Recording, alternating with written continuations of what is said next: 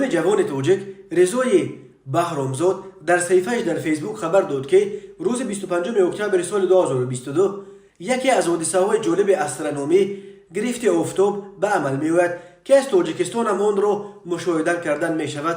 آغاز گرفت ساعت 15:27 دقیقه سر شده تا ساعت 17:43 دقیقه انجام می‌یابد، اما غروب آفتاب پیش از پایان گرفت به عمل می‌آید.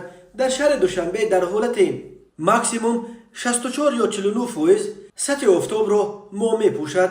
نوشته است رضا بهرامزاد دانشمند تاجیک می‌نویسد که حادثه گرفت آفتاب و ماه که در آثار گذشتگان ما با نام‌های کسوف و خسوف نیز استفاده شدند حادثه طبیعی بوده به انسان‌ها ضرر نمی‌رساند.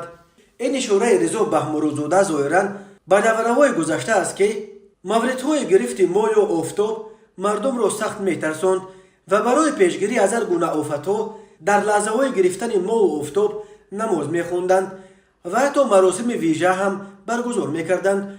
گروه دیگر از پیش شیشه پاره‌ها را در آتش سیاه می‌کردند تا که لحظه گرفت ماه و آفتاب را خوبتر ببینند. بنا به اطلاع عالم تاجیک مسرور هادیف در سیاره زمین هر سال اساساً 3 و بعضاً 4 مرتبه گرفت آفتاب به عمل می‌آید. به حساب میانه در طول 100 سال تا 237 گرفت آفتاب شده، 160 تای آن گرفت قسماً، 63 گرفت پاره و 14 گرفت حلقه مانند می باشد. طولانی ترین گرفت پاره آفتاب 15 ینور سال 2010 در جنوب شرق آسیای خرد رخ داده است که مدت 11 دقیقه دوام نموده است.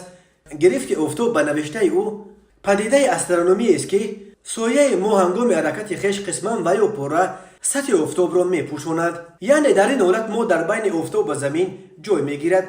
البته این حادثه در آن حالت به عمل می آید که اگر طرف نورافشان ماهتاب به سوی زمین نگرانیده شده باشد.